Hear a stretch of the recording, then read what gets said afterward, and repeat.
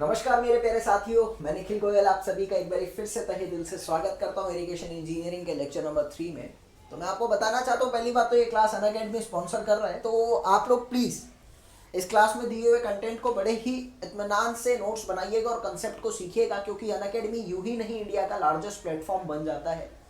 तो भैया कुछ तो बात है, तो कुछ तो बात मतलब कुछ ना कुछ चेक करके, कुछ ना कुछ क्वालिटी को मेंटेन करके आप लोगों के समक्ष आते हैं। तो इरिगेशन इंजीनियरिंग का लेक्चर नंबर 3 है। इससे पहले मैं 2 लेक्चर ले चुका हूँ इरिगेशन इंजीनियरिंग के, उम्मीद है आपने वो देखे होंगे। अगर आपने नहीं देखे हैं तो वो 2 लेक्चर भी देखिए। बिल्कुल बेसिक से इरिगेशन पढ़ाई जा रही है और आगे तक आपको इरिगेशन इसी तरीके से पढ़ाई जाएगी, इसमें कोई शक नहीं है। मैं आपको बताना चाहता हूँ भैया कि सेशन को स्टार्ट करने से पहले हमेशा की तरह एक छोटी सी इंफॉर्मेशन, अगर आप मुझसे जुड़ना चाहते हैं, मुझसे पढ़ना चाहते हैं, तो ये मेरा कोड है एनजी लाइव। इस कोड को जब आप प्लस में अप्लाई करेंगे तो 10% का डिस्काउंट मिलता है, चाहे वो कोई भी एग्जाम हो, आपको डिस्काउंट मिलेगा। ये एग्जाम की सारी लिस्ट है और 10% का डिस्काउंट अवेल करने के लिए आप अपने फ्रेंड को भी रिकमेंड कर सकते हैं, अगर वो भी तैयारी करते हैं अनअकैडमी पर, कि वो ये कोड अप्लाई करेंगे। जब भी पेमेंट करोगे ना, पेमेंट करते टाइम यहाँ ऑप्शन आता है हैव अ रेफरल कोड का। जैसे ही यहाँ पर एनजी लाइव लिखोगे आपको एश्योरिटी हो जाएगी, आपको 10% का डिस्काउंट मिल गया और आप मुझसे जुड़ चुके हैं। ठीक है, 1 साल की कॉस्ट 5400 रुपये, 2 साल की कॉस्ट नियर अबाउट 6500 पड़ती है। तो आप इसी तरीके से प्लस में मुझसे जुड़ सकते हैं। ये पूरा पैकेज होता है, इसमें एक्स्ट्रा कुछ नहीं होता। Free test series, live lectures, free notes, सब कुछ इसमें इंक्लूडेड होता है, एक्स्ट्रा कुछ नहीं होता। तो अभी सेशन को स्टार्ट करते हैं यार, और छोटी सी बात बोलेंगे, छोटी है कि शेयर करना मत भूलना, सेशन को ज़्यादा से ज़्यादा बच्चों तक पहुंचाना, क्योंकि फ्री एजुकेशन दे रहे हैं तो कहीं ना कहीं आपको इसे बढ़ाना है। इसी तरह के सेशन लेने के लिए अनअकैडमी पर मुझे फॉलो कर लो, वहाँ फ्री हाईवे इंजीनियरिंग के लेक्चर भी चल रहे हैं, वहाँ पे भी आप बनिए मेरे साथ। Plus ladies and gentleman, video को लाइक करना अगर पसंद आ रही है, ठीक है, क्योंकि भाई अपने को भी पता लगना चाहिए ना, what ever I am providing you that is sufficient for you और नॉट, और that is like by you और नॉट। सो ये चीज़ें मुझे भी पता होनी चाहिए। सो अभी के लिए तो सेशन को देखते हैं, फिर मिलते हैं लास्ट में, ठीक है। Session we have to study about the water logging concept. देखिए, वाटर लॉगिंग को सबसे पहले समझते हैं कि वाटर लॉगिंग होती क्या है। मैं एक ही चीज कहना चाहूंगा, सपोज मेरे पास एक एरिया है और इस एरिया के अंदर अगर मेरा पानी आता है, तो पानी आने के बाद मैंने कहा कि there is a lack of drainage. इस एरिया के अंदर लैक ऑफ ड्रेनेज है, पानी जा नहीं रहा, पानी आ तो गया। अब जाहिर सी बात है कि यहाँ पर पानी गैदर हो जाएगा, there is the gathering of the water, there is the gathering of the water or accumulation of the water, there is the gathering of the water or accumulation of the water. Now I can say that ये जो accumulation of the water होती है due to the lack of the drainage or the infiltration or the absorption property of the soil, or I can say that अगर requirement से ज्यादा पानी field में देता हूं तो मेरी मिट्टी भी पानी उतना ही पीती है जितनी उसको प्यास लगती है। प्यास से ज्यादा पानी देने पर वो मिट्टी पानी को नहीं पिएगी और पानी वहां जमा हो जाएगा। उस जमा होने को हम लोग कहते हैं वाटर लॉगिंग। Got it? अब इसी टॉपिक को हमें यहाँ पर पढ़ना है। मैं थोड़ा सा एक बारी आपके साथ इस टॉपिक के बारे में चर्चा करना चाहता हूं, ताकि एक ओवरव्यू हो जाएगा आपके सामने, लेडीज एंड जेंटलमैन, एक्चुअली में why are we studying this topic, what we have to study in this session, ताकि हम लोगों का एग्जाम पॉइंट ऑफ व्यू और एक इंजीनियरिंग स्किल जाग सके और हम सीख सके। तो मैं आपसे एक ही चीज पूछना चाहूंगा अभी, कि आप लोगों को समझ आ चुका है वाटर लॉगिंग क्या होता है। That is all about the accumulation of the water due to the lack of drainage और application of the water more than the requirement. Got it? Major thing यहाँ पर यह पूछना चाहूंगा मैं कि वाटर लॉगिंग से प्रॉब्लम क्या आ सकती है अकॉर्डिंग टू माई इंजीनियर सोच। वाटर लॉगिंग से प्रॉब्लम आ सकती है सर कि एक तो मेरे सॉल्ट का कंसेंट्रेशन ज्यादा हो सकता है मेरी खेती के अंदर, जिसके कारण वहां पर कल्टीवेशन और यील्डिंग बेकार हो जाएगा। दूसरी चीज मैं ये कहना चाहूंगा कि वाटर लॉगिंग के कारण मेरी खेत में काई लग सकती है, जो मेरी पूरी की पूरी खेती को खराब कर सकती है। तीसरी चीज मैं ये कहना चाहूंगा आप लोगों को, मेरी खेती के अंदर अगर पानी जमा होता है तो कुछ ऐसे पौधे, ऐसी घास उग जाती है जो मेरे अनचाही है, अनवांटेड क्रॉप्स आ जाती हैं। तो मैं कहना चाहूंगा वो अनवांटेड क्रॉप्स अगर आ गई तो जमीन तो घेरेगी ना, तो यानी मेरी ओरिजिनल क्रॉप्स के लिए जगह कम बचती है, हेंस क्रॉप यील्ड कम होती है। मैंने 3 पॉइंट डिस्कस करे और तीनों ही पॉइंट से मुझे ये समझ में आया एक्चुअली में कि कहीं ना कहीं मेरे लिए ये बहुत बड़ी प्रॉब्लम है कि यार वाटर लॉगिंग जो है मेरे लिए बहुत बड़ी प्रॉब्लम आती है। तो I will only say one word regarding this that it is a major problem, it is the major problem. अब मुझे एक चीज और समझ में आती है लेडीज एंड जेंटलमैन कि इस मेजर प्रॉब्लम को रिड्यूस तो करना है। So there are certain measure कि हम इस मेजर प्रॉब्लम को खत्म कर सकते हैं। तो वो मेजर प्रॉब्लम कैसे कैसे खत्म हो सकती है, देयर आर वेरियस वेज। मैं कुछ एग्जांपल देता हूं। जैसे मैंने कहा कि आप प्रॉपर ड्रेनेज सिस्टम दे रहे हो, खत्म हो जाएगा। आप वाटर को उतना यूज कर रहे हो जितना जरूरत है, खत्म हो जाएगा। आप वाटर को एफिशिएंटली और इफेक्टिवली यूज कर रहे हो, वाटर लॉगिंग नहीं आएगा। आप अपनी फील्ड के अंदर क्रॉप रोटेशन कर रहे हो, what do you mean by crop rotation, I will tell you, don't worry about that. आप अपनी फील्ड के अंदर लेडीज एंड जेंटलमैन यहाँ पर ग्राउंड वाटर टेबल अगर बहुत ज्यादा है तो पंपिंग के थ्रू वो पानी निकाल रहे हो, वाटर लॉगिंग बच रहा है। तो आपको एक चीज समझ में आ चुका है कि वाटर लॉगिंग के कारण कहीं ना कहीं आपका सॉल्ट का कंसंट्रेशन भी बढ़ रहा था। तो सॉल्ट के कंसंट्रेशन को मद्देनजर रखते हुए भी कुछ चीज हमको पढ़नी है। सॉल्ट से रिलेटेड टर्म आता है लीचिंग, उस लीचिंग को पूरा डिस्कस कर दूंगा जब सॉल्ट की बात आ रही है यहाँ पर। उसके साथ साथ मैं एक चीज और जानता हूं कि पानी जो है खेत के अंदर जमा हो रहा है और नीचे वाटर टेबल है, जमीन के नीचे वाटर टेबल है।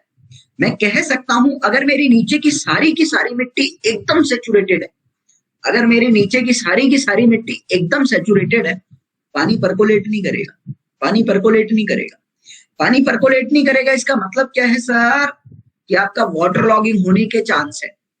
वाटर लॉगिंग हो कहां से रही है, जब नीचे की मिट्टी फुली सेचुरेटेड है तो पानी जा ही नहीं पा रहा, एब्जॉर्ब भी नहीं हो रहा, तो वाटर लॉगिंग हो रहा है। आई कैन से दैट अगर आपकी फील्ड के पास में कैनाल है तो कैनाल का पानी सीप कर सकता है फील्ड के अंदर। There is the problem of the seepage due to which the field have some dampness over it, that's why there can be the problem of water logging. I can say that कि ये canal के seepage के कारण भी होता है। अब जब कैनाल का यहाँ पर शब्द आया है तो आई कैन से दैट कि थोड़ा बहुत कैनाल के बारे में जानूंगा, कैनाल के बारे में नहीं जानूंगा एक्चुअली। कैनाल का पानी फील्ड के अंदर सीप करके आ रहा है, अपने आप आ रहा है, बड़ी गलती के कारण आ रहा है और वो एक तरह का क्या है, कैनाल का लॉस है, कैनाल का लॉस है। मैं क्या कहूंगा, I will be going to study about the losses of the canal, I will be going to study about the remedial measure that should be taken to reduce the losses of the canal. उन तरीकों के बारे में जानूंगा जो losses को कम करेंगे।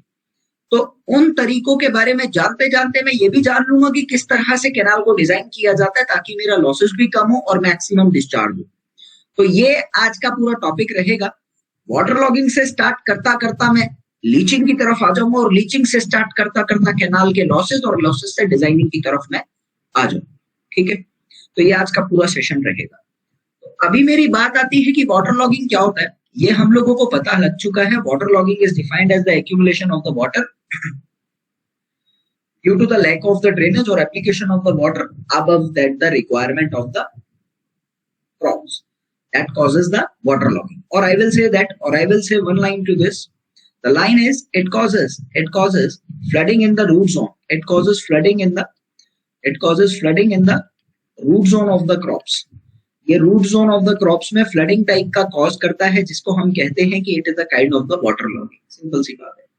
आगे मेरी बात आती है यहाँ पर कि आपके according causes of the water logging क्या क्या हो सकते हैं। मुझे लेडीज एंड जेंटलमैन अगर आप लोग बताएं तो ज्यादा अच्छा रहेगा। Can you please tell me some causes of the water logging.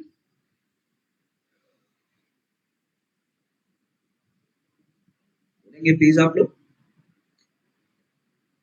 इम्परमेबिलिटी, हाँ कह सकते हो। ओवर इरिगेशन लिख लेते हैं तो ज्यादा अच्छा लगेगा। ओवर इरिगेशन के कारण आ सकती है। मैं कह सकता हूँ रिक्वायरमेंट से ज्यादा वाटर सप्लाई, ओवर इरिगेशन ही कहते हैं उसको। मैं यहाँ पर कह सकता एक्सेस रेनफॉल क्या होता है, वो ओवर इरिगेशन की कैटेगरी में आ सकता है वैसे। ठीक है, उसके बाद मैं यहाँ पर लिख सकता हूँ मेरी लैक ऑफ सरफेस ड्रेनेज के कारण हो सकता है। लैक ऑफ सरफेस ड्रेनेज और सब सरफेस ड्रेनेज व्हाटएवर इज, कोई दिक्कत नहीं है, इसके कारण भी हो सकता है। I can say that ladies and gentleman seepage from canal के कारण भी हो सकता है, सीपेज फ्रॉम कैनाल के कारण भी हो सकता है। चौथी चीज मैं यहाँ पर कह सकता हूँ कि मेरा अगर कोई नेचुरल ड्रेनेज में कोई ऑब्स्ट्रक्शन आ जाता है, नेचुरल ड्रेनेज में अगर obstruction in any drain, obstruction in natural drain है तो it will be going to lock the water, it won't allow the water to pass. तो मैं कहूंगा obstruction in the natural drain में इसके कारण भी आ सकता है। मैं और क्या कह सकता हूं प्यारे दोस्तों यहाँ पर कि वैसे तो यही है, चार ही लिखो, पांचवा तो वही उसी में आ जाएगा फिर। ठीक है, ये 4 पॉइंट्स के कारण मेरे causes of the water logging हो सकते हैं। इसी के साथ साथ मैं यहाँ पर कहना चाहूंगा कि effect of the water logging क्या होता है, मेरे वाटर लॉगिंग के कारण क्या क्या इफेक्ट आ सकते हैं। ये देखिए ऑब्जेक्टिव में पूछता है जेई के पेपर में, इसलिए हम लोगों को ये हल्के में नहीं लेना, हम लोगों को ये चीज जानते हुए चलनी है। तो पहला इफेक्ट तो मेरा यही आता है लेडीज एंड जेंटलमैन कि increases the salt concentration, increases salt concentration in the field. दूसरी चीज मैं यहां से कह सकता हूं कि कुछ ऐसे बैक्टीरिया होते हैं मेरी मिट्टी के अंदर जो मेरी मिट्टी की उपजाऊपन को, फर्टिलिटी को बढ़ाते हैं, उपवज को बढ़ाते हैं। तो मैं कहूंगा वो बैक्टीरिया पानी के कारण काम नहीं कर पाते, वो मर जाते हैं। तो I will say that it inhibits the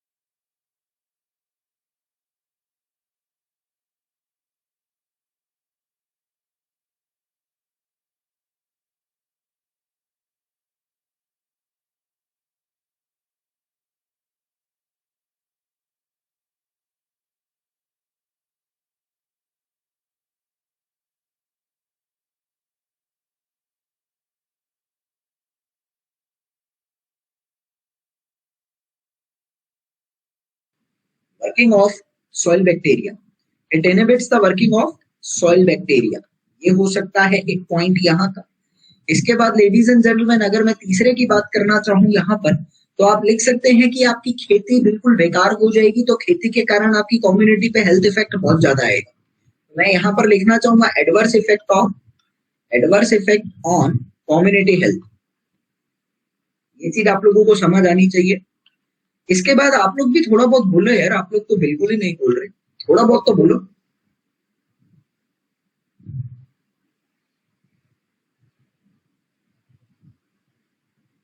cause disease, वही, हाँ वो तो हो गया ना। और कुछ कोई बच्चा? देखिए क्या होता है, आप यहां से कह सकते हैं कि आपकी प्लांट्स को रूट जोन को जो पानी की जरूरत होती है, वो पानी की, वो मॉस्किटो डिजीज, ये सारे कम्युनिटी हेल्थ के एडवर्स इफेक्ट में कवर अप हो गए। मैंने कहा कि जो आपकी प्लांट्स के लिए, जो आपकी क्रॉप्स के लिए पानी की जरूरत पूरी करता है, वो होता है कैपिलरी वाटर। अगर आपकी मिट्टी पहले से ही सेचुरेटेड है और आपकी मिट्टी पे पानी जमा है, you can say that capillary water ऊपर नहीं आ पाएगा, कैपिलरी वाटर ऊपर नहीं आ पाएगा। तो आई कैन से दैट कि it will be going to decrease the amount of the available capillary water. तो मैं यहां पर कहना चाहूंगा कि availability of the capillary water will decrease, availability of capillary water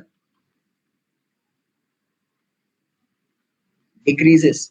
पांचवा पॉइंट अगर इससे रिलेटेड मैं लिखना चाहूं तो मैं यहां पर लिख सकता हूं कि क्रॉप यील्ड खत्म हो जाएगी, क्रॉप यील्ड डिस्ट्रॉयज या फिर रिड्यूसेस। बस ये चीज समझ में आनी चाहिए। वाटर टेबल को इफेक्ट कर सकता है क्या? हाँ कर सकता है, अभी थोड़ी देर में पढ़ाता हूँ, नहीं तो कंफ्यूजन हो जाएगी। अब इतना कुछ हम लोगों ने जाना कि ये वाटर लॉगिंग के कारण बहुत सारी प्रॉब्लम आ सकती है, तो एक कंसर्न तो मेरे पास बनता है कि मुझे वाटर लॉगिंग को रोकने के लिए क्या क्या करना चाहिए। तो मैं यहाँ पर कहना चाहूंगा कि remedial measures for water logging, remedial measures for water logging क्या क्या होना चाहिए। तो एक चीज तो समझ में आती है, वो कौन कौन से मेजर्स होने चाहिए मेरे वाटर लॉगिंग को मद्देनजर रखते हुए। आई विल से लेडीज एंड जेंटलमैन, पहला तो यही होगा कि मैं सरफेस ड्रेनेज दे दूं, प्रॉपर सरफेस ड्रेनेज, मतलब ड्रेनेज सिस्टम बहुत अच्छा वहां पर दे दूं तो पानी इकट्ठा नहीं होगा। दूसरा मैं कह सकता हूं कि मैं लाइनिंग ऑफ द कैनाल को अगर अडॉप्ट करता हूं तो मेरा सीपेज प्रॉब्लम नहीं होगा। Lining of the canal reduces seepage from the canal, तो सीपेज नहीं होगा तो वाटर लॉगिंग भी नहीं होगा। तीसरी चीज मैं यहाँ पर कह सकता हूँ लेडीज एंड जेंटलमैन, अगर मैं अपने पानी का ढंग से यूज करूं, बहुत ज्यादा पानी यूज ना करूं, optimum use of the water, ये भी हो सकता है। और आई विल से दैट कि मैं चौथा पॉइंट क्या लेकर चल रहा हूँ, crop rotation. Sir crop rotation होता क्या है, देख लो इसके बारे में थोड़ा सा। कि देखिए क्या होता है, एक सीजन में आपने कोई फसल उगाई और उस फसल में बहुत ज्यादा पानी चाहिए था, तुमने बहुत ज्यादा पानी दे दिया। उस टाइम पे आपकी मिट्टी फुली पानी में डूबी पड़ी थी, जैसे गन्ना हो गया, चावल हो गया, इनमें बहुत पानी लगता है। लेकिन अगर आप इसी फसल को कॉन्टिन्यूसली अपनी जमीन पर उगाते चले जाएंगे तो एक टाइम ऐसा आएगा कि वो मिट्टी जो है पानी में डूबने लग जाएगी और वो मिट्टी हमेशा वाटर लॉगिंग की प्रॉब्लम कॉज करेगी। That is the main thing. लेकिन आप क्या करते हो, अगर आप अपनी उस फसल के बाद, जिस फसल में पानी की बहुत ज्यादा रिक्वायरमेंट थी, उस फसल के पूरा होने के बाद कोई ऐसी फसल लगाते हो जिसमें पानी की जरूरत कम है, तो आप कह सकते हो पहले आपने ज्यादा पानी अप्लाई करा, बाद में आप कम पानी अप्लाई कर रहे हो, तो water level of the soil maintain चल रहा है, तो वहां वाटर लॉगिंग की प्रॉब्लम नहीं होगी। इसी मेथड को हम लोग कहते हैं crop rotation. So I will say that कि चेंजेस इन द पैटर्न और changes in the crop in terms of their required water content, to maintain balance in moisture content of the soil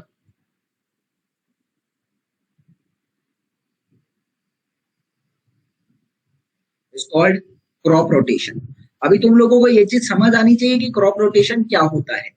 एक बार ही तुम क्या करोगे, फसल ए जो है वो ज्यादा पानी वाली, फसल बी कम पानी वाली, फिर ए ज्यादा पानी, फिर कम पानी, फिर ज्यादा, फिर कम, ऐसे कर करके अपनी मिट्टी की उपजाऊपन को बरकरार रख सकते हो। That is the main thing. इसके बाद मैं यहाँ पर लिख सकता हूँ लेडीज एंड जेंटलमैन कि अगर मैं अपनी कैनाल्स के बिल्कुल साथ में ही एक ड्रेन दे दूं, कैनाल्स के साथ में ही ड्रेन दे दूं, तो वो पानी जो है वो सीप करके मेरा फील्ड तक नहीं आएगा, वो ड्रेन्स के थ्रू बह जाएगा। तो आई विल से दैट यहाँ से ई पॉइंट में लिख सकता हूँ कि drains along the canal, drains intercepting along the canal, drains intercepting along canal will be going to reduce the water logging problem also. ठीक है, ये भी एक चीज आ सकती है। यहां से लेडीज एंड जेंटलमैन और कैसे किया जा सकता है, आप लोग ये एक और मैंने बताया था, pumping out of the drain ground water.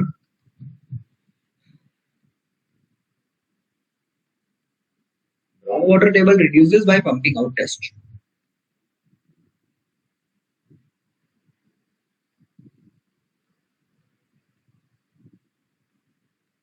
कोई डाउट ही नहीं है, इतना समझ में आ चुका है, ये मेरी वाटर लॉगिंग की प्रॉब्लम खत्म।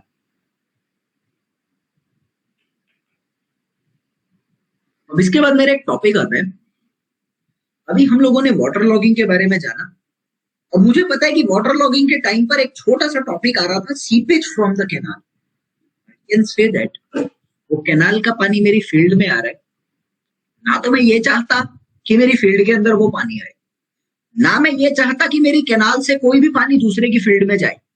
आई कैन से दैट वो पानी अगर जा रहा है तो वो मेरे लिए एक लॉस है, फील्ड वाले के लिए भी लॉस है, मेरे लिए भी लॉस है कि मेरी कैनाल का पानी फील्ड में जा रहा है, एक तरह का लॉस ही तो हो रहा है। तो मैं यहाँ पर एक छोटा सा टॉपिक डिस्कस करना चाहूंगा, that is not much important, but ये इतना बुरा भी नहीं है कि डिस्कस ना किया जाए, थोड़ा ध्यान दीजिएगा। Loss in canal, losses in the canal की बात करना चाहूं तो आई विल से दैट कि लॉसेस को मैं क्या कह सकता हूँ, escaping of the water, escaping of the water और removal of the water from the canal, removal of the water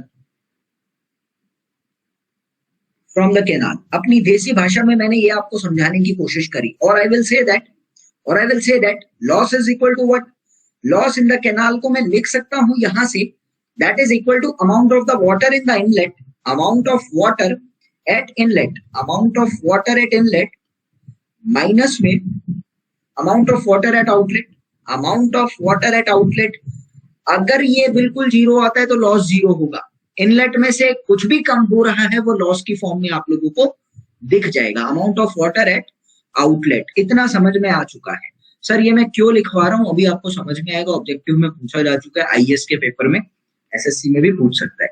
अभी यहाँ पर एक छोटी सी चीज आप ध्यान रखेंगे कि लॉसेस जो होता है जनरली दो टाइप का होता है, losses in canal are of two types, losses in canal can be due to the two types, can be due to two types, दो तरीके से लॉस हो सकता है। या तो आप ये कह सकते हैं कि आपका पानी सीपेज की तरह लॉस हो रहा है, seepage loss from canal, seepage की तरह लॉस हो रहा है, ये चल रहा है। दूसरा मेरा जो पानी आ रहा है यहाँ पर मैं उसको लिखूंगा, it can be the evaporation loss also, पानी उड़ता भी तो है, कैनाल से पानी उड़ता भी तो है। सर लाइंस को हिंदी में भी बता दीजिए, आपको क्या पूछना है आप एक बार ही पूछो, क्योंकि मैंने अभी तक हिंदी में ही बताने की कोशिश करी है, बट फिर भी आप मेरे से पूछ लो आपको क्या समझ नहीं आया। ठीक, तो अभी ये समझ में आता है कि कैनाल से लॉस दो तरीके से हो सकता है, या तो वो सीपेज की फॉर्म में हो सकता है या वो इवेपोरेशन की फॉर्म में हो सकता है। छोटा सा नोट करके लिख लो, क्या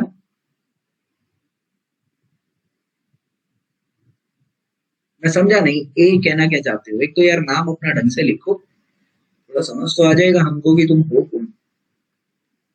नोट की बात मैं करना चाहूं यहां से, तो मैं लिखूंगा कि इवेपोरेशन लॉस जो है, ये इवेपोरेशन लॉस जो है माइनर लॉस है, evaporation loss is minor loss, we are not going to concern over this loss. ये एक माइनर लॉस है और हम इसको ज्यादा कंसीडर भी नहीं करते, generally not consider, generally not consider, इसको हम लेकर ही नहीं चलते। तो मेजर लॉस हम कौन सा लेकर चलते हैं यहाँ पर, सीपेज लॉस। और हम कोई भी चीज अगर डिजाइन करते हैं तो वो सीपेज लॉस के ही टर्म्स में डिजाइन करते हैं। तो ये चीज आप ध्यान रखेंगे, generally we usually consider the seepage loss from canal, we generally और usually consider seepage loss from canal, हम जनरली सीपेज लॉस को ही कंसीडर करते हैं। ये आप लोगों को ध्यान रखना है, डिजाइनिंग के टाइम पे भी लॉस अगर लिया जाएगा तो इसी का लिया जाएगा। ठीक, आगे मेरी बात आती है यहाँ पर कि sir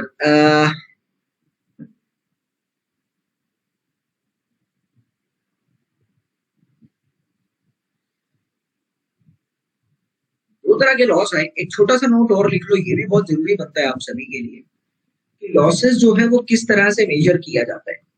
losses in the canal is measured by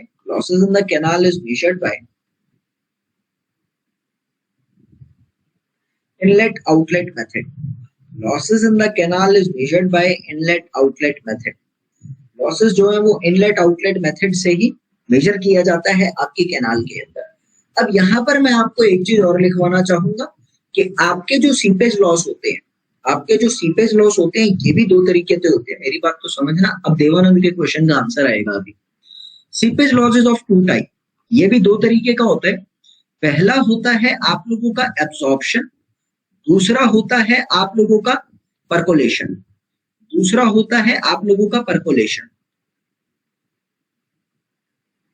अभी होता क्या है sir? Everybody knows that what is absorption. Absorption means आपकी मिट्टी पानी को सोख रही है। बात को समझने का प्रयास करना, काम आएगा। मैंने कहा कि आपकी मिट्टी पानी को कब सूखेगी? जब आपकी मिट्टी बिल्कुल सूखी है। आई एम सेइंग दैट कि सपोज दिस इज योर मिट्टी and from here this is your groundwater table level. This is your groundwater table layer. This is your mitti.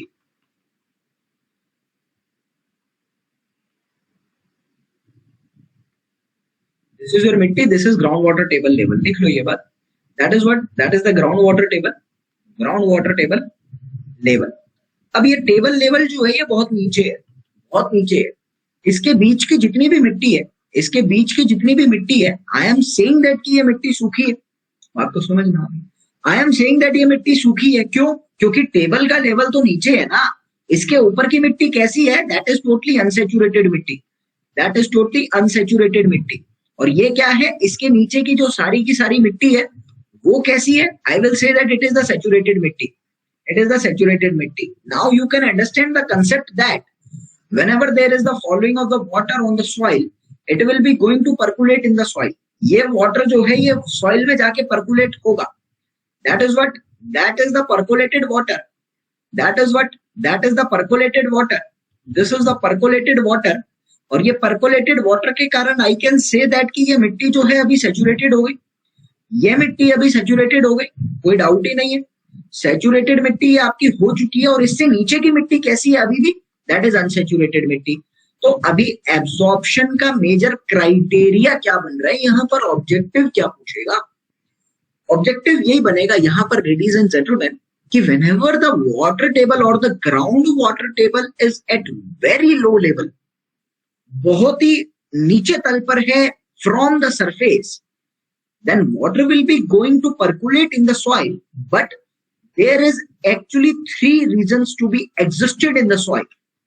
एक तो बना सैचुरेटेड रीजन सबसे पहले due to the percolated water, उसके बाद बना अनसैचुरेटेड रीजन और उसके बाद further saturated region due to the ground water table. अगर ये कंडीशन मेरे पास कभी भी आती है देन हमेशा एब्जॉर्प्शन होगा।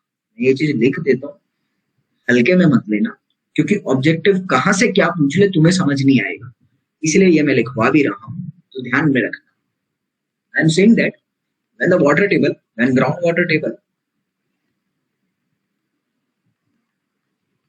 is at very low level from the surface,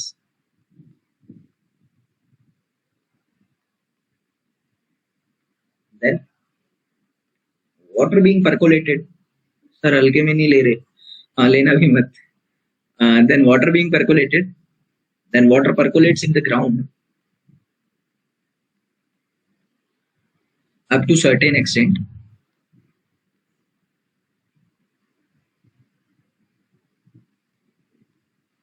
This water won't join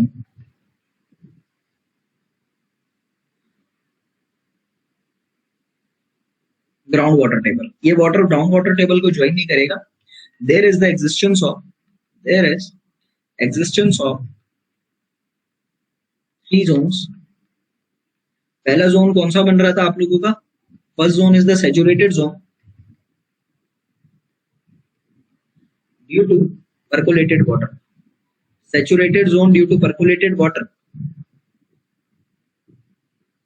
बाबा का ढाबा अपने घर के पास, दूसरा आता है मेरे पास अनसैचुरेटेड जोन, एंड तीसरा आता है मेरे पास saturated zone due to ground water table, GWT। ठीक है, तो इस तरीके से इस कंडीशन में आप लोगों का हमेशा एब्जॉर्प्शन होगा, याद रखेंगे। उसके बाद मेरे पास आता है दूसरा loss, that is known to be as the percolation. इसको भी समझकर चलते हैं। Now everybody knows that what is the percolation loss.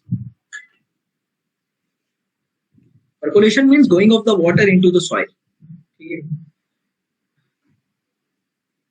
Percolation means going of the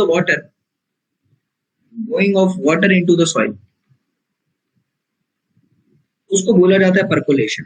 ये बात याद रखना है और आपको पता भी है। मेजर थिंग आती है यहां से लेडीज एंड जेंटलमैन कि अभी परकोलेशन कब होता है।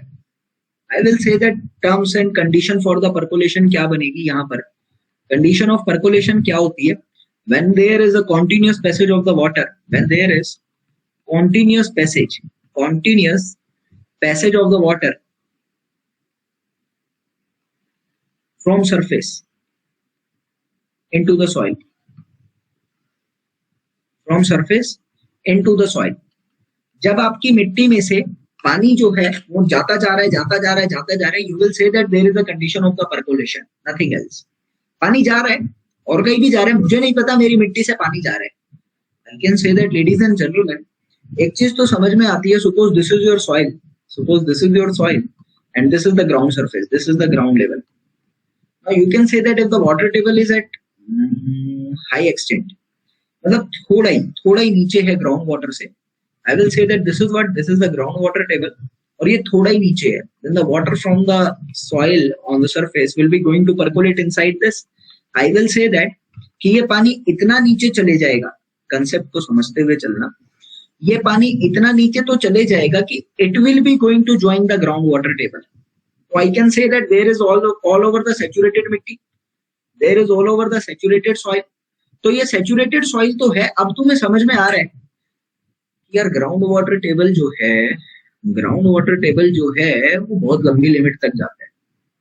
तुम अपनी मिट्टी में से पानी डाल रहे हो और it continuously joins the ground water table, and when the water is going to be joins the ground water table, मेरे शब्दों पर गौर देना, जब आपका पानी ग्राउंड वाटर टेबल को ज्वाइन कर लेता है तो उसको एक मीडियम मिल जाता है स्टेबिलिटी का।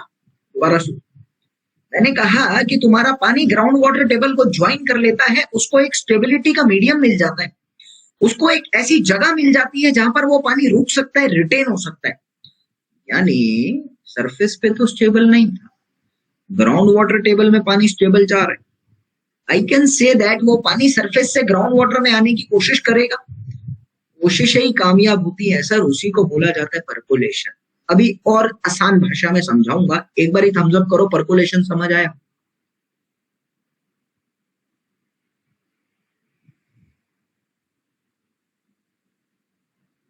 सभी सुनो, देवानंद कह रहे हैं दोबारा सुनो। मैंने कहा अभी एक छोटा सा एग्जांपल देता हूं, ये एक छोटा सा एक सरफेस है, that is the surface of the bed, table. मैंने कहा कि अगर इस पे एक पानी की बूंद पड़ी है,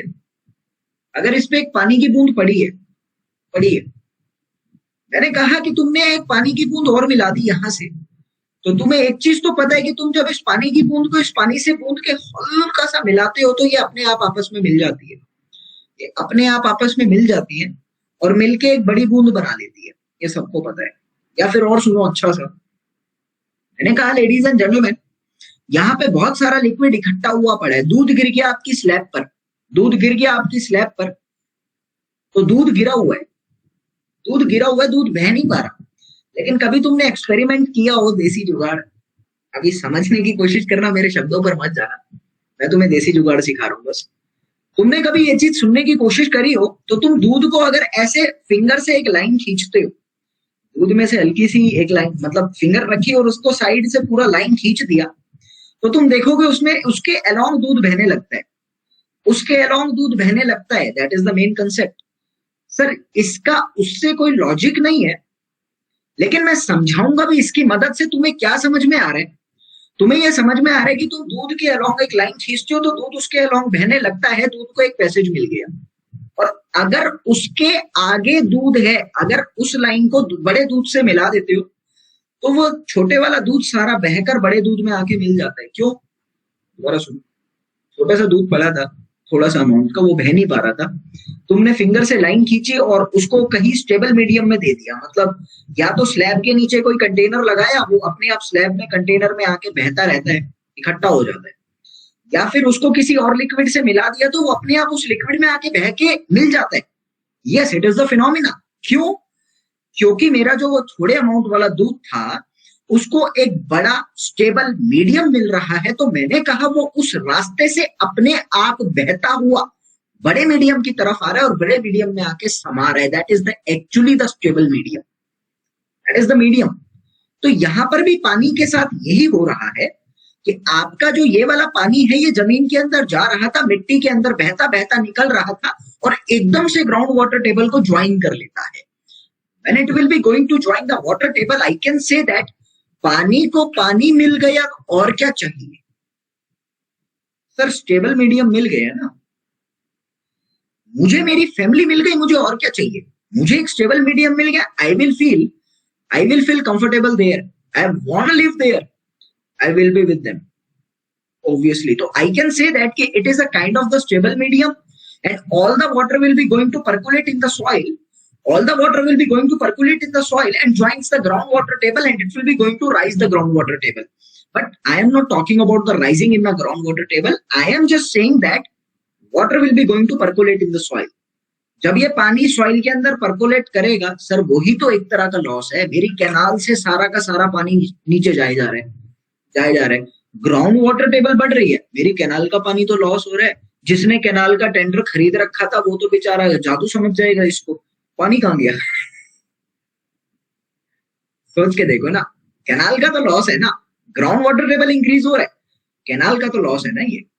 तो वही चीज मैं बताना चाह रहा था and that is the percolation part. समझ में आया कि नहीं आया? अभी थम्स अप करके बताओ सारे।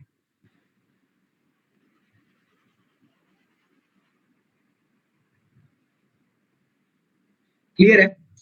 अब मेरी बात आती है यहां से कि मैं थोड़ा बहुत पॉइंट लिख देता हूं, फ्यूचर में ठीक रहेगा आप सभी के लिए, कि when the water table, when GWT, ground water table is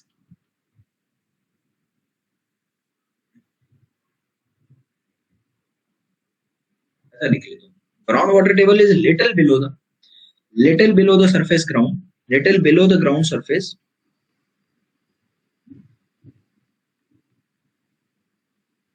water will percolate in the soil, water percolates in the soil, joins groundwater table and will get a stable medium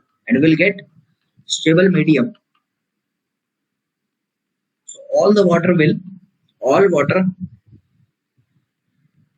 from surface will percolate in the soil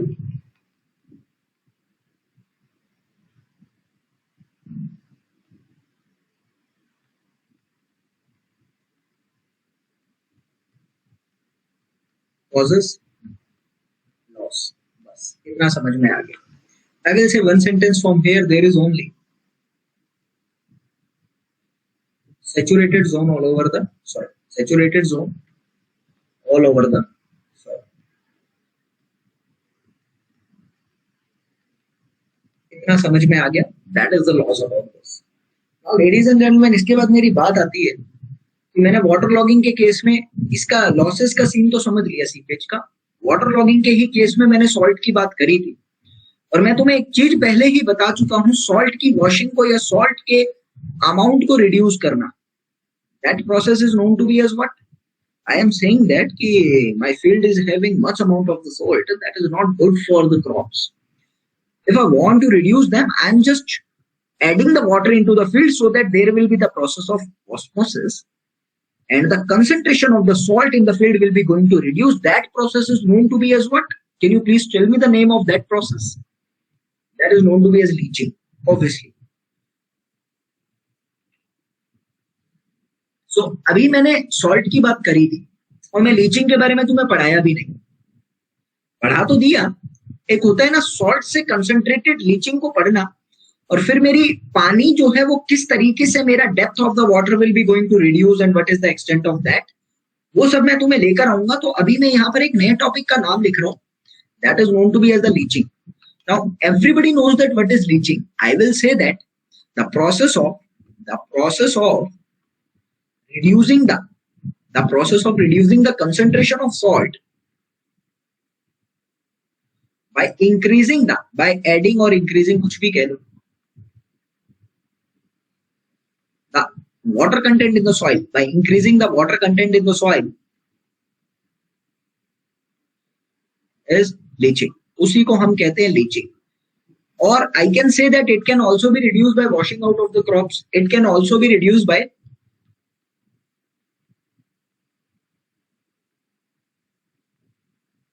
washing the field with water. Washing out the field with water, उसको हम leaching का नाम दे देते हैं। तो एक ही बात है, कोई ऐसी दिक्कत नहीं है। Major thing is concept and you are getting that concept what I want to say here. अभी मेरी बात आती है यहाँ पर लीचिंग कब करी जाती है, जब salinity of the soil will be going to increase. एक चीज समझ में आई सर, यही से एक छोटा सा प्रोसेस निकलता है, that is known to be as the leaching requirement. That is known to be as the leaching requirement. अब मैं तुम्हें अपनी देसी भाषा में पहले समझा दूं, फिर मैं नोट्स तो लिखवाई दूंगा तुम्हें। तुम लोग खुद सोचो, बहुत दिन हो गए पढ़ते पढ़ते, मैं सिर्फ शब्द को समझता हूँ और शब्द की महत्वता को जानकर उसके प्रोसेस को लेकर चल रहा हूँ। What do you mean by this word leaching requirement? What do you mean by leaching requirement? I am saying that leaching का मतलब amount of the water that should be added in the field, salt को कम करने के लिए। और मैंने कहा leaching requirement का मतलब क्या होता है सर, लीचिंग करने के लिए जितनी रिक्वायरमेंट है that is the leaching requirement. क्या सर लिखा है क्या कुछ यहाँ पे? समझना जो मैं बोलना चाहता हूँ, मैं बहुत गहरी बात भूल गया अभी। मैंने कहा यहाँ पर कि लीचिंग सबको पता है कितने पानी की आवश्यकता है आपकी फील्ड के अंदर।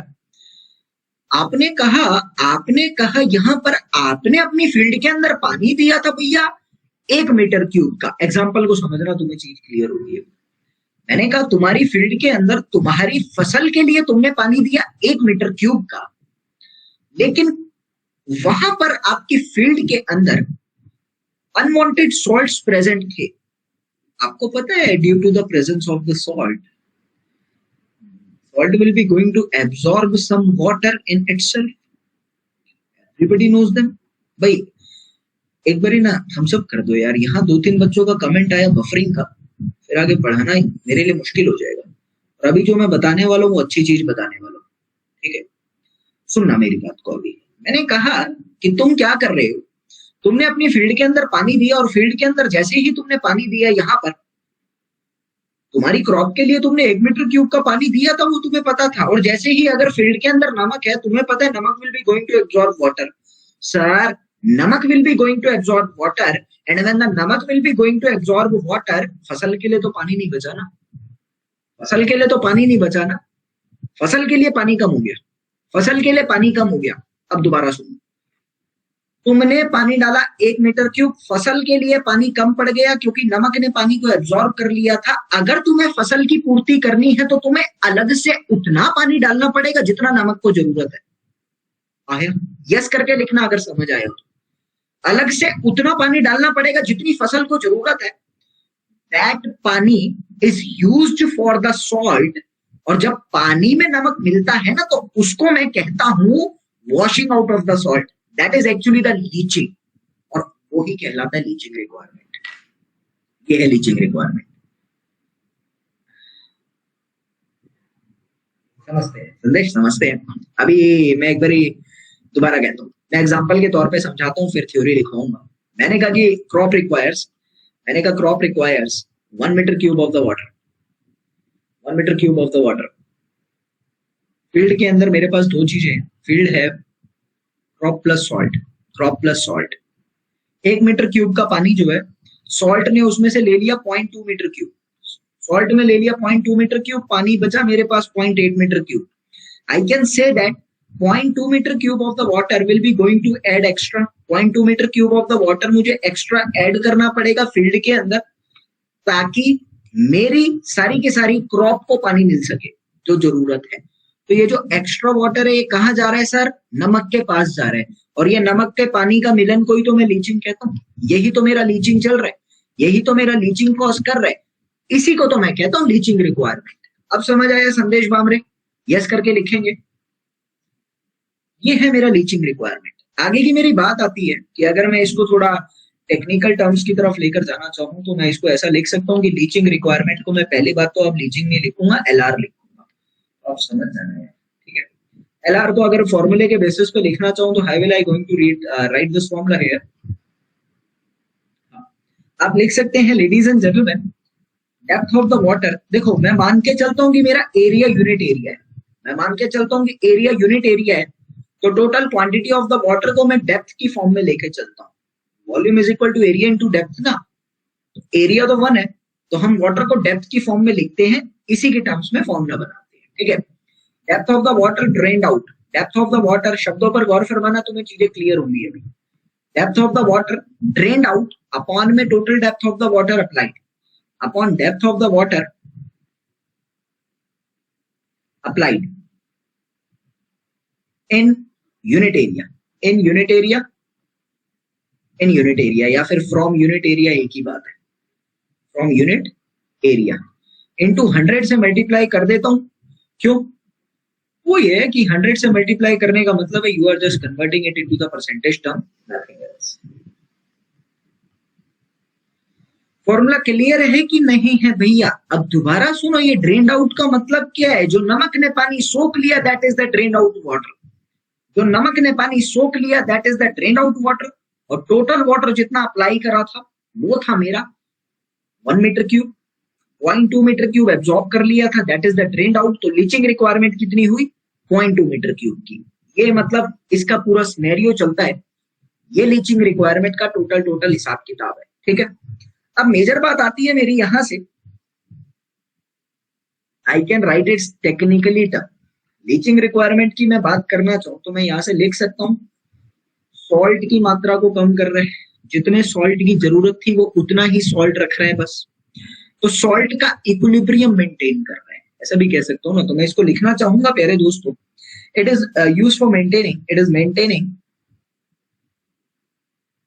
Equilibrium in the salt content, equilibrium in salt content of soil.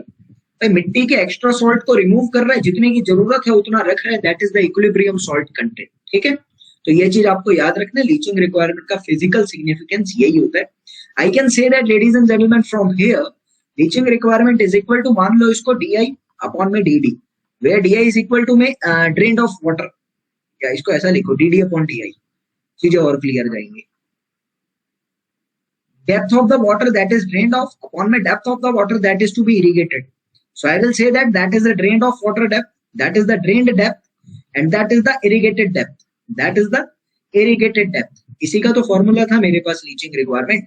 And I also know one thing ladies and gentleman, बात को समझते हुए चलना, कि greater is the salt concentration, least will be the depth. I can say that ना, I can say that from here, कि greater is the salt concentration, least will be the depth of the water.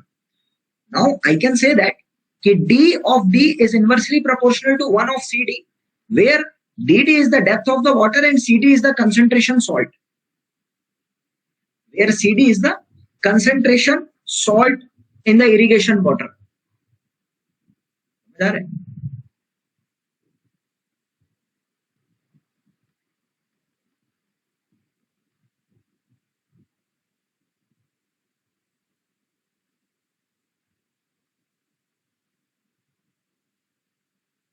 देखो यार, तुमको एक चीज तो पता है, जितना ज्यादा पानी में नमक होगा पानी उतना कम होगा, जितना नमक है वो उतना पानी अब्जॉर्ब कर लेगा, जितना नमक है वो उतना पानी अब्जॉर्ब कर लेगा।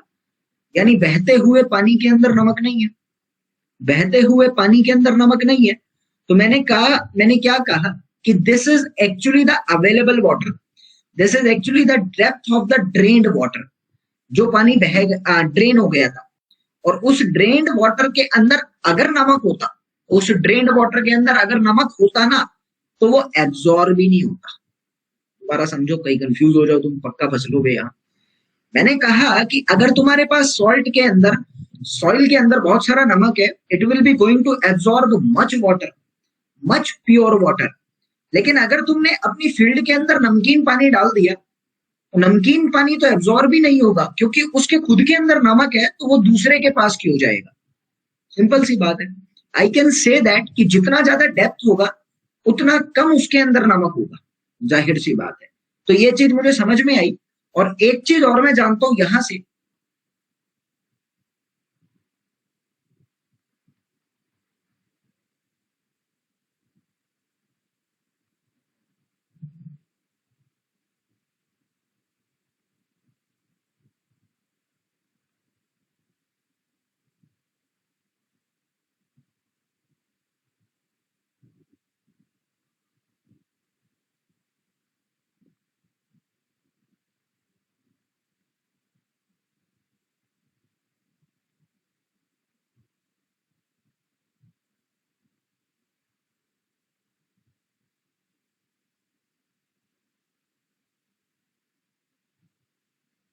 ऑल ओके, यस करके जरूर बताओ ओके है तो, समझ भी आ गया होगा। जितना नमक हो, ओके है तो, समझ भी आ गया होगा। जितना नमक होगा उतनी इलेक्ट्रिकल कंडक्टिविटी होगी। तो मैंने डीबी को, सी को और इसी को इस रिलेशन से जोड़ा। ये रिलेशन आपके लिए इंपॉर्टेंट बन सकता है, बिकॉज आपके एग्जाम में ये चीज पूछी जा सकती है। अब as we can say that, एक चीज और समझ कर चलना है यहां से। As we can say that ladies and gentleman, total depth of the irrigated water, मैंने समझाया आपको, total depth of the, sir repeat कर दीजिए पिछले वाला स्लाइड। देवानंद क्या रिपीट करूं, देखो टीचिंग रिक्वायरमेंट मुझे पता था कि जितनी ज्यादा डेप्थ होगी उतना कम नमक होगा। तो यहां से मैंने लिखा, मुझे एक चीज तो पता है कि जितना नमक होगा उतनी इलेक्ट्रिकल कंडक्टिविटी भी होगी। तो मैंने कहा कि depth is inversely proportional to content of the salt, it is also inversely proportional to electrical conductivity. तो ये एक रिलेशन लिखा है और कुछ नहीं लिखा देवानंद, बेसिक सी चीज थी। अब इसी के साथ मेरी एक और बात को समझने का प्रयास करना कि depth of the irrigated water, ये क्या था, depth of irrigated water. Depth of the irrigated water जो है, वो इरिगेटेड वाटर को मैं लिख सकता हूं D I is equals to में,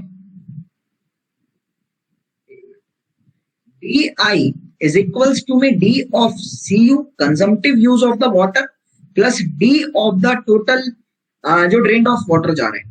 दो तरीके से पानी जाता है। एक तो होता है मेरे पास डी सी यू, क्या है यहाँ पर, कंजम्पटिव यूज डेप्थ, जो मेरी फसल के पास जा रहा था, जो पानी मेरी फसल यूज कर रही थी ना, वो ये पानी है, consumptive use depth of the water. D, D क्या है छोटा, that is the drained depth, that is the drained depth, ये भी तुम लोगों को पता है। Now ladies and gentleman, you can say that from here कि भैया जो आपका ड्रेन्ड डेप्थ है उसको आप लिख सकते हो लीचिंग रिक्वायरमेंट इनटू में drained irrigated, leaching requirement into में बड़ा डी आई लिख सकते हो ना, total water applied, total water applied into leaching requirement is the drained water. तो मैं यहां से लिख सकता हूँ ladies and gentleman, D I is equal to में डी सी यू प्लस में L R D I, plus में L R D I. So मैं यहां से एक और चीज लिख सकता हूँ ladies and gentleman, D I into में 1 माइनस में L R is equal to D of C U. तो मैं यहां से लिख सकता हूँ कि total water to be present in the field is given to me as D C U upon 1 minus में L are.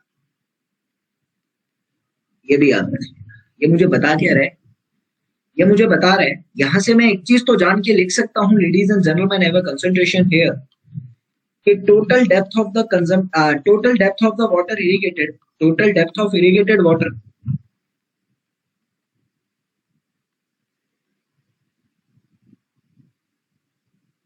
Depends on crop yield, depends on the crop requirement, depends on the crop requirement and leaching requirement, दोनों ही चीजों पे ये depend करता है। फॉर्मूले से मैंने ये चीज समझ ली है और किसी भी तरह की प्रॉब्लम मुझे यहाँ पर नहीं आनी चाहिए। मेजर थिंकिंग मेरी यही।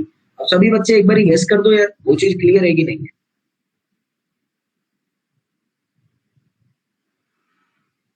Okay, now ladies and gentleman, इसके बाद मेरी बात आती है that is the drainage system. थोड़ा बहुत, थोड़ा ही बहुत ज्यादा नहीं दूंगा। Drainage system, I can say that दो तरह का ड्रेनेज सिस्टम होता है। It is of two types. पहला तो आपके पास यहां पर आता है सरफेस ड्रेनेज। पहला आपके पास आता है surface drainage system. Now I will say that according to you ये सरफेस ड्रेनेज सिस्टम किस लिए काम आता है। I can say that it is used for removing, कोशिश करना अपने शब्दों में लिख दो और कॉमन सेंस लगाओ यार। It is used for removing the excess rainfall water और extra irrigated water. It is used for removing excess rainfall water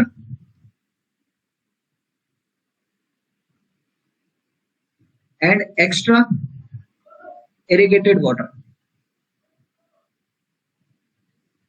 Excess rainfall water और extra irrigated water को remove करने के काम आता है। I can say that it can be provided in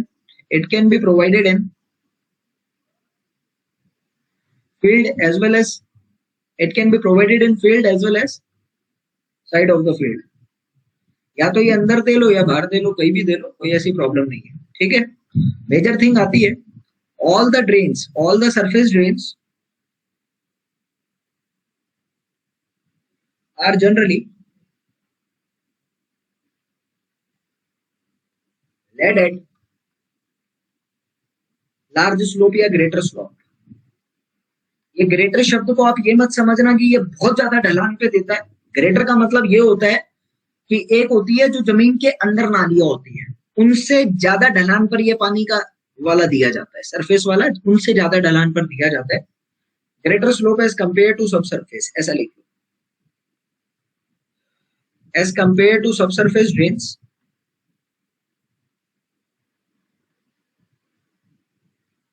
so that all water can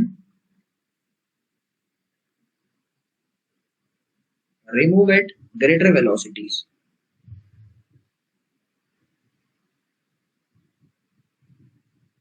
बस इसके बाद मेरी बात आती है, दूसरी मेरे पास नाली होती है, that is known to be as the subsurface drains. दूसरी नाली होती है सबसरफेस ड्रेन्स। सबसरफेस ड्रेन्स के लिए मैं एक चीज लिखना चाहूंगा, you will be going to know everything about this. This is used to remove actually the seeped water. This is used to remove seeped water. जो सीपेज के थ्रू पानी आता है ना, उसको रिमूव करने के लिए जनरली ये काम आता है। ये चीज हम लोगों को याद रखनी है और हमारे ये छोटी छोटी सी चीजें काम आ सकती है। नाउ लेडीज एंड जेंटलमैन, इसके बाद मैं आप लोगों को एक छोटी सी चीज और बताना चाहूंगा, वो भी काम आएगी आपके। ऑब्जेक्टिव में ये सब चीजें पूछ लेता, उससे पहले 1 मिनट का ब्रेक ले लो।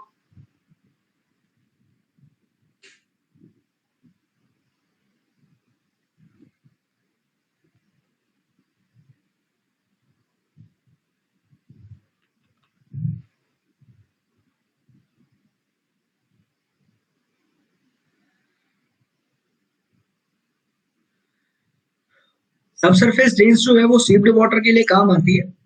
और इसी के साथ मैं बात बताना चाहूंगा आप लोगों को कि सबसरफेस ड्रेन्स को हम एक और नाम से जानते हैं। वेरी फेमस ड्रेन जो होती है tile drain. Tile drain is the subsurface drain. और उसके बारे में मैं थोड़ा बहुत तुमको बता देता हूँ तो ज्यादा सही रहेगा। ठीक है, क्योंकि टाइल ड्रेन के बारे में हमसे पूछा भी गया है कई बार। There are various provisions for the tile drains. सबसे पहला तो यही आता है कि ये टाइल ड्रेन होती क्या है। देखिए, बात को समझने का प्रयास करना। It is a kind of the lined subsurface drain. ये क्या होता है, ये आप लोगों का एक तरह का लाइंड सबसरफेस ड्रेन होता है। लाइंड का मतलब आप लोग समझ रहे हैं प्यारे दोस्तों, अंदर से लाइनिंग होती है, लॉसेस ज्यादा नहीं इसके अंदर आते हैं ना। तो आई विल से दैट अगर मैं टाइल ड्रेन के बारे में जानना चाहूँ तो टाइल ड्रेन क्या है। टाइल ड्रेन के बारे में इसलिए बता रहा हूँ क्योंकि यही के एग्जाम में कई बार पूछा गया है। It is lined subsurface, lined subsurface drain. अभी तुम लोगों को समझ में आ रहा है कि नहीं आ रहा? क्या है, जमीन के अंदर नाली दी जाती है और वो लाइंड होती है, उसमें सीपेज की प्रॉब्लम नहीं आती। तो it is a kind of lined subsurface drain. दूसरा पॉइंट लिखना चाहूंगा, it is generally provided in the soil having the, it is provided in soil having, इस मिट्टी के अंदर जनरली हम इसको देते हैं मीडियम और हाई परमेबिलिटी। क्योंकि सीप्ड वाटर को ज्यादा से ज्यादा कलेक्ट करना होता है। सीप्ड वाटर को कलेक्ट करने के लिए मीडियम और हाई परमिएबल सॉइल में हम इसको जनरली देते हैं। तीसरी चीज मैं यहाँ पर लिखना चाहूँ, लाइंड का मतलब क्या होता है? लाइनिंग ऑफ द कैनाल अभी पढ़ाता हूँ नरपत माली। जैसे क्या होता है कि तुम अपने ड्रेन पे, नाली पे या कैनाल पे क्या करते हो, टाइल लगा देते हो, कंक्रीट की सीमेंटिंग फ्लोरिंग कर देते हो ताकि सीपेज ना हो, उसको कहते हैं लाइनिंग करना। ब्रिक्स की लाइनिंग कर देते हो, ठीक है, वो होती है लाइंड। ऐसी नालियां जो होती है ये वाली मिट्टी में नहीं बनाई जाती, प्रॉपर तरीके से मटेरियल लगा के नाली बनाई जाती है, उसको कहते हैं टाइल ड्रेन। ठीक है, आप एक चीज और याद रखेंगे प्यारे दोस्तों, यहाँ पर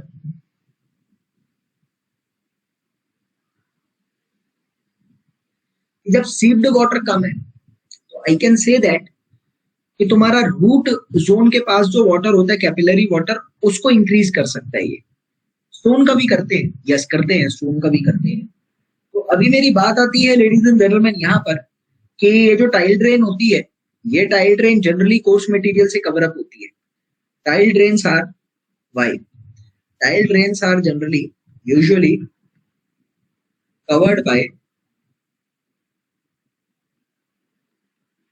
कोर्स मटेरियल लाइक बजरी। क्यों भाई? ताकि क्या होता है, आपको पता है ये जो कोर्स मटेरियल होता है ये सारा का सारा लोड बियरिंग मटेरियल होता है। लोड बियरिंग मटेरियल होता है तो ऊपर से अगर कोई भी लोड पड़ता है तो it will be going to bear all the loads and prevents tile drain to damage. Tile drain को डैमेज होने से बचा देता है, इसलिए हम जनरली इसको ऊपर से ढक के रखते हैं। ये चीज हम लोगों को समझ में आनी चाहिए। आगे मेरे पास बात आती है यहाँ पर ladies and gentleman, layout of the tile drain होता है, लेकिन आपके किसी काम का लग नहीं रहा, याद करना हो तो कर लेना, नहीं करना हो तो मत करना, मर्जी आपकी है, मैं लिखवा देता हूँ। ठीक है, layout of the tile drain कभी एसएससी में नहीं पूछने वाला, यूपी में भी नहीं पूछने वाला, पीएससी में भी नहीं पूछने वाला, आईएएस में पूछेगा तो वैसे नहीं पूछता ये सब, लेकिन लिख लो फिर भी। ठीक है, देखिए 2-3 सिस्टम, 5 सिस्टम होते हैं वैसे तो। एक तो आता है आप लोगों का नेचुरल सिस्टम, नेचुरल सिस्टम आप लोग कब देखते हैं? It is provided generally in the levelling topography. अभी रोलिंग टोपोग्राफी में हम इसको देते हैं जनरली। दूसरा मेरे पास आता है ग्रिड आयरन सिस्टम। तीसरा मेरे पास आता है यहाँ पर हेरिंग सिस्टम। हाँ सही बात है, तीसरा आता है यहाँ पर हेरिंग सिस्टम या हेरिंग बोन सिस्टम। चौथा यहाँ पर आता है ladies and gentleman intercepting system या इंटरसेप्टिंग ड्रेन सिस्टम।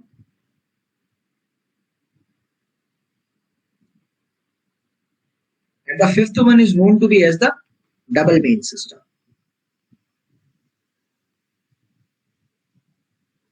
मेरी बात को आगे क्लियर करेंगे, ये कहां पर दिया जाता है। It is generally provided in the rolling terrain. Rolling topography के केस में हम नेचुरल ड्रेन पाते हैं। Whenever I am talking about the grid iron system, grid system, then it is generally in the provided leveling terrain के case में। ठीक है, और हेरिंग बोन सिस्टम हम लोग कहा देते हैं जहां पर जो हमारा सबमेन होता है, एक तो होता है मेन पाइपलाइन, एक होता है सबमेन पाइपलाइन। सबमेन पाइपलाइन का लेवल जब नीचे होता है बहुत ज्यादा तो हम हेरिंग बोन का यूज करते हैं। ये सब लिखना नहीं लिखो यार, फिर वो ये लेस इज मोर के कंसेप्ट से हम आगे भाग जाएंगे, ये सब मत लिखो बस इतना। ठीक है, अब मेजर थिंग आती है लेडीज एंड जेंटलमैन यहाँ पर कि जो आप लोग ओपन ड्रेन प्रोवाइड करते हैं, उनके लिए कुछ डिजाइन कोडल प्रोविजंस हैं, वो आप लोगों को याद रखना है। तो अगले एक छोटा सा टॉपिक लिख लो कि प्रोविजन फॉर ओपन ड्रेन, ये ऑब्जेक्टिव में डायरेक्टली पूछा जाता है। इसलिए ये आप लोग याद रखना कि जो नालियां प्रोवाइड करी जाती है, नालियों का क्या प्रोविजन चलता है। पहला तो यही होता है कि हम इसका स्लोप कितना रखते हैं। स्लोप की मैं बात करना चाहूं तो इट इज नियर अबाउट 1/200 से लेकर 2/200 या 1/150 के आसपास इसका चलता है। दूसरा मेरे पास आता है लेडीज एंड जेंटलमैन, इसकी डेप्थ कितनी हम रखते हैं, 2 से 4 मीटर की ओपन ड्रेन की डेप्थ हम रखते हैं। तीसरी मेरे पास आता है यहाँ पर कि इसका फ्री सरफेस लेवल या फुल सप्लाई लेवल जो होता है इसका, वो हम 0.6 metre 0.6 metre below the ground surface रखते हैं, बिलो ग्राउंड सरफेस रखते हैं। ये चीज समझ आनी चाहिए, इंपॉर्टेंट है।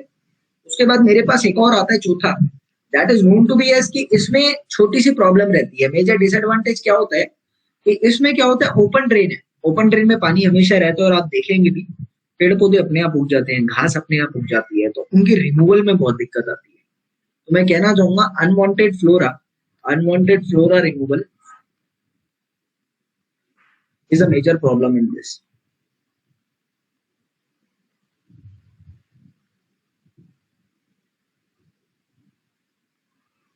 इसमें कोई डाउट नहीं होना चाहिए, कोई ऐसा मेजर टॉपिक नहीं है, बस आपको ये याद करना है, ऑब्जेक्टिव में डायरेक्टली पूछता है, ठीक है।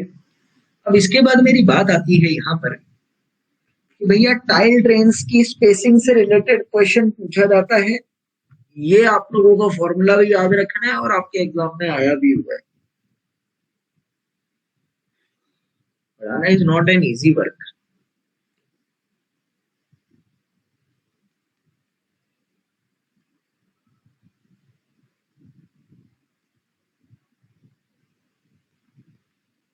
Spacing of the tile drains होता क्या है, जैसे मैंने कहा कि मेरा ये ग्राउंड सरफेस है, मेरा ये ग्राउंड सरफेस है,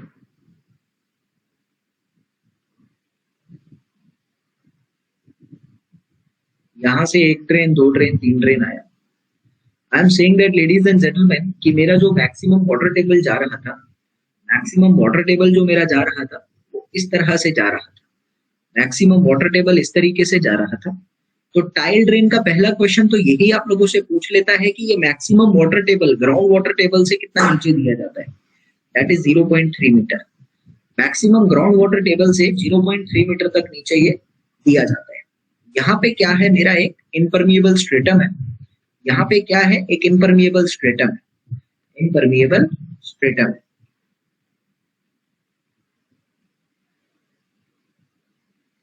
दो सेंटर से सेंटर, दो ट्रेन के बीच का जो स्पेसिंग है, let it be the S. I am saying that कि टाइल ड्रेन के सेंटर से लेकर, सर वाई वाटर टेबल समझ नहीं आया,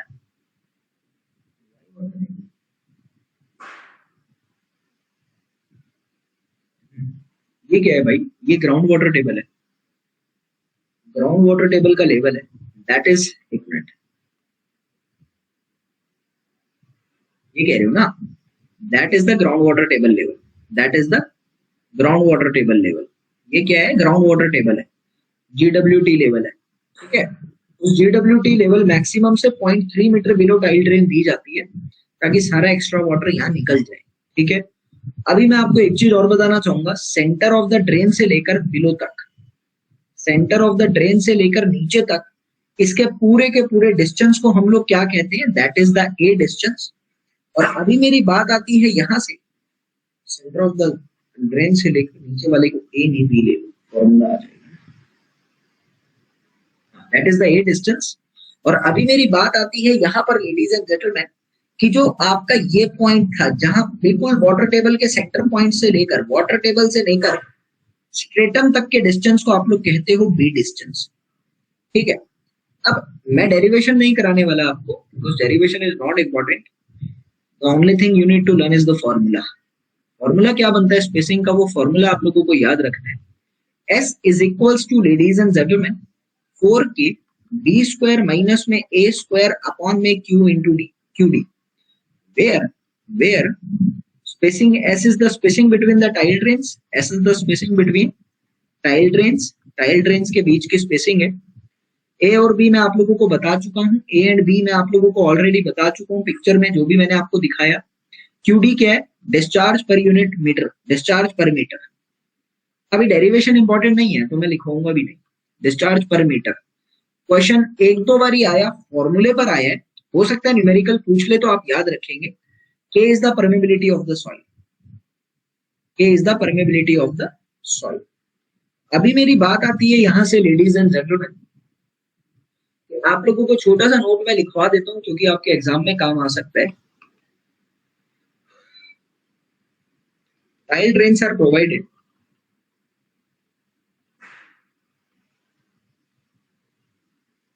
at 0.3 meter below the maximum groundwater table level,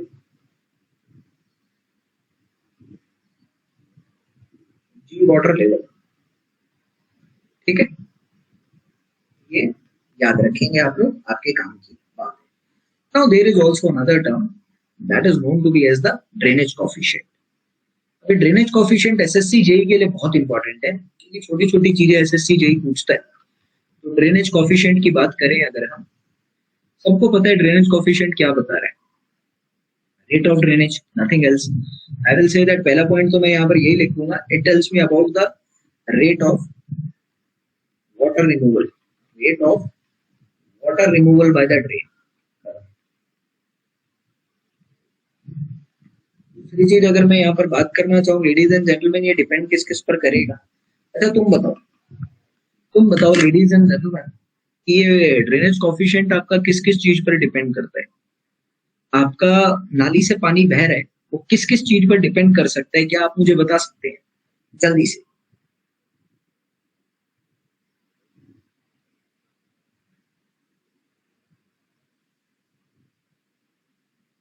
size of the drain, construction materials, slope, yes. हाँ, मैं ऐसा भी लिख देता हूँ, चलो स्लोप पे नहीं कहूंगा, पानी पे डिपेंड करेगा कहीं ना कहीं, ठीक है। स्लोप भी कह सकता हूँ, ऐसे बुरा नहीं कहूंगा, लिख देते हैं, चलो slope of the drain. I can say that rainfall पे डिपेंड करेगा, कितना पानी बारिश हो रही है। मैं कह सकता हूँ यहाँ पे टाइप ऑफ द क्रॉप पे डिपेंड करेगा, सॉइल पे भी डिपेंड करेगा, इन पे ये डिपेंड कर सकता है। आगे की मैं बात करना चाहूँ, यहाँ से एक छोटा सा डेफिनेशन टाइप है, आप लोग याद करके रखना। It is generally consider as the depth of the water.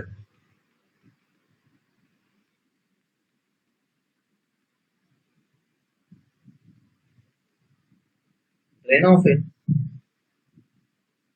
24 hours, 24 घंटे में जितना पानी ड्रेन ऑफ होता है उसको बोला जाता है ड्रेनेज कोफिशिएंट, ठीक है। और एक छोटा सा नोट करके लिख लो, ये बहुत खास जाता है सभी के लिए, कि it is considered as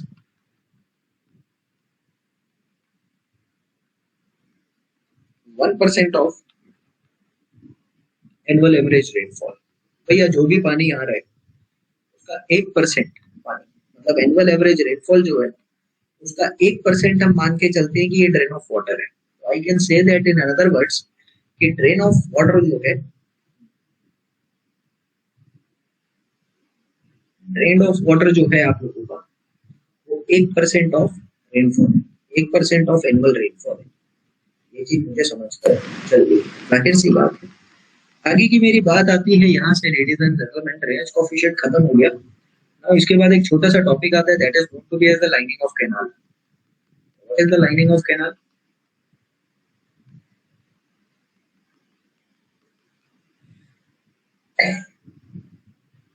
application of, अपने शब्दों में लिखेंगे, external materials, application of external materials over the surface of the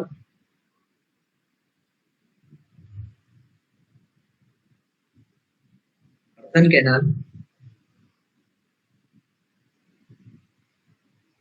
for various purpose। ऐसा लिख दे दो, over the surface of the earthen canal is called lining, is called lining of the canal। Now I'll say another thing to you,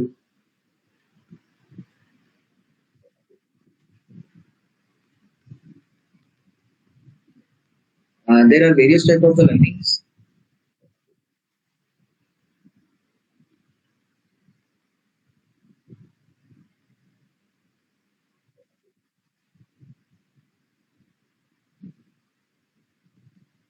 brick से कर सकता हूँ,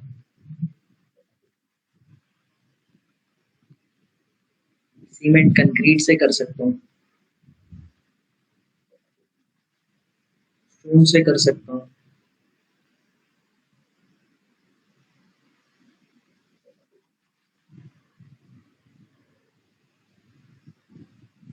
bitumen से कर सकता हूँ, एस्फाल्ट से कर सकता हूँ।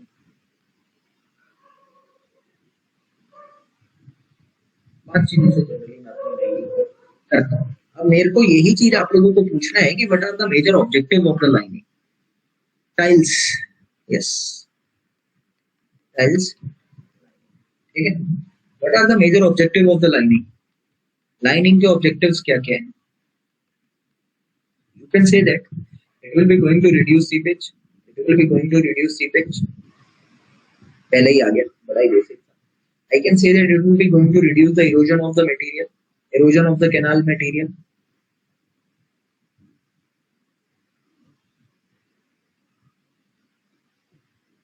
I can say that by doing the lining, seepage कम हो रहा है, erosion कम हो रहा है, velocity increase होगी sir.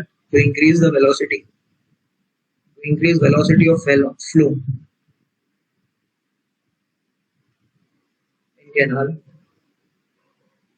चौथा मैं क्या कर सकता हूँ, अगर आपके अकॉर्डिंग मैं चलना चाहूँ, मैं यहाँ पर लिख सकता हूँ कि अनवांटेड क्रॉप्स को नहीं उगने दूंगा. तो मैं ऐसा भी लिख सकता हूँ टू रिटार्ड ग्रोइंग weeds. ठीक है ना. उसके बाद और क्या कर सकता हूँ,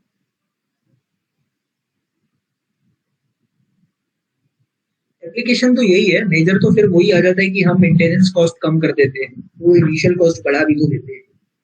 मेजर यही है. ठीक है. वेलोसिटी मैंने लिखवा दिया. संदेश भामरे, वीड्स, वैसे तो यार वीड को कहा जाता है मेरे ख्याल में गांजा. गांजा कहते हैं कि चरस कहते हैं वीड को? यहाँ पर वीड का मतलब है अनवांटेड क्रॉप्स. ठीक है. अभी बात आता है यहाँ पर ladies and gentleman, you can say that कि नार्कोटिक्स वाले बताएंगे.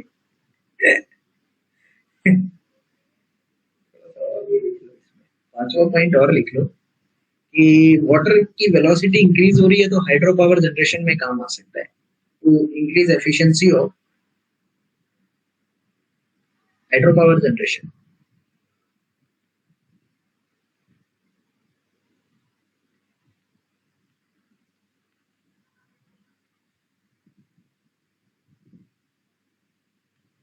पॉइंट की बात करना चाहूँ तो मैं ऐसा लिख सकता हूँ कि वाटर का डिस्ट्रीब्यूशन इफेक्टिवली जा सकता है.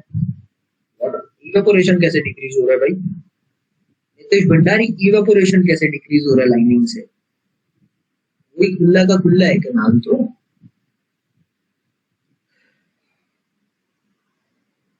डिस्ट्रीब्यूशन ऑफ द वाटर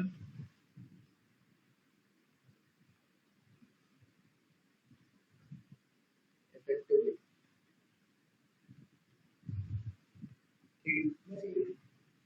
अभी बात आती है लास्ट टॉपिक छोटा सा, डिसएडवांटेज ऑफ द कैनाल.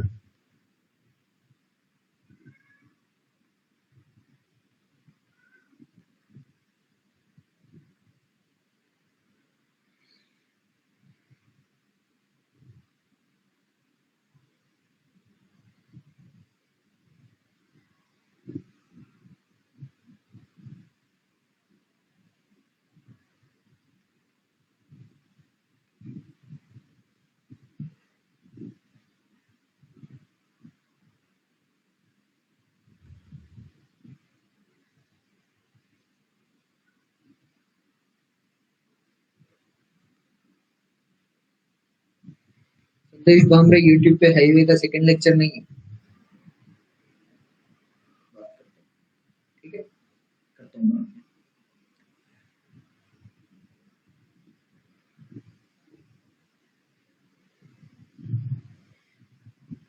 मुझे लग रहा है मेरे को बनाना पड़ेगा.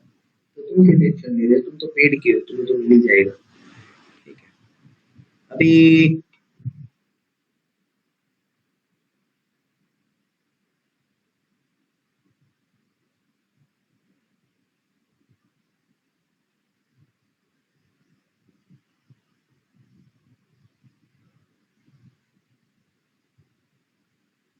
टाइप्स ऑफ लाइनिंग को देखते हैं.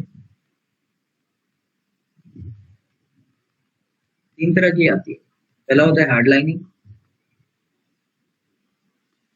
दूसरा होता है अर्थन लाइनिंग,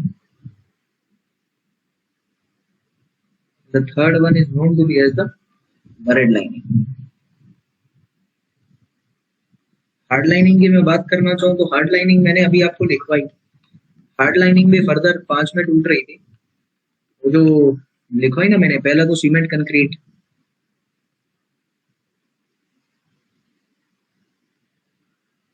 दूसरा ब्रेक्स, तीसरा स्टोन्स, चौथा बिटुमेन, एस्फाल्ट। ठीक है, अर्थन लाइनिंग की मैं बात करना चाहूँ,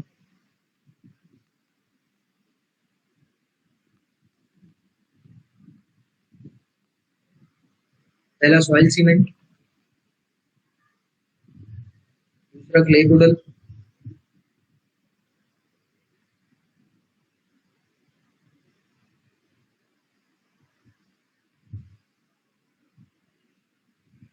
तीसरा सोडियम कार्बोनेट।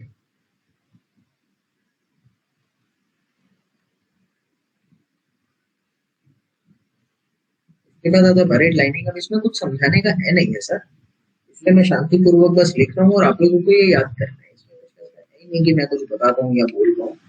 मैं एक ही चीज कहना चाहूंगा, इसमें होता है बेंटोनाइट क्ले लाइनिंग,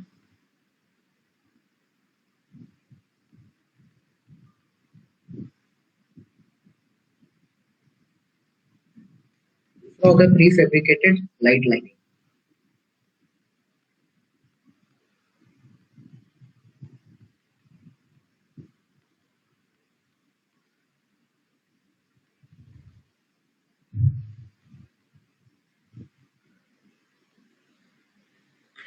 ये एक क्वेश्चन है, अभी मेरे पास क्वेश्चन है नहीं, उसका क्वेश्चन करवाना है मुझे इसमें, डिजाइनिंग का एक क्वेश्चन। अभी क्वेश्चन है नहीं, so I will be going to teach you question at ये 8 PM लेक्चर। ठीक है ना, तो अभी के लिए चलते हैं यार। Thank you for continuously watching. जय हिंद, बाय। 8 बजे मिलते हैं, उसमें थोड़ा सा अच्छा टॉपिक मिलेगा, ड्यूटी डेल्टा के बारे में पढ़ेंगे। अभी के लिए bye। So ladies and gentleman, उम्मीद आपको सेशन पसंद आया होगा। इसी तरह के सेशन से जुड़ने के लिए, मुझसे जुड़ने के लिए, कंटेंट को गेन करने के लिए, नॉलेज को बढ़ाने के लिए अनअकैडमी पर मुझे फॉलो करो। और मेरे प्लस कोर्स में जुड़ने के लिए ये मेरा कोड है जो कि मैं शुरू में बता चुका हूँ, NG लाइव। तो इस कोड को अप्लाई करके आप मुझसे भी जुड़ सकते हैं, मेरी गाइडेंस में तैयारी भी कर सकते हैं। पूरा पेड पैकेज सस्ती कॉस्ट में आप लोगों को मिल जाता है। 10% का डिस्काउंट तो आपको मिलेगा ही NG लाइव जब अप्लाई करोगे। सो मेरे प्यारे दोस्तों, इसी के साथ मैं आपको बताना चाहता हूँ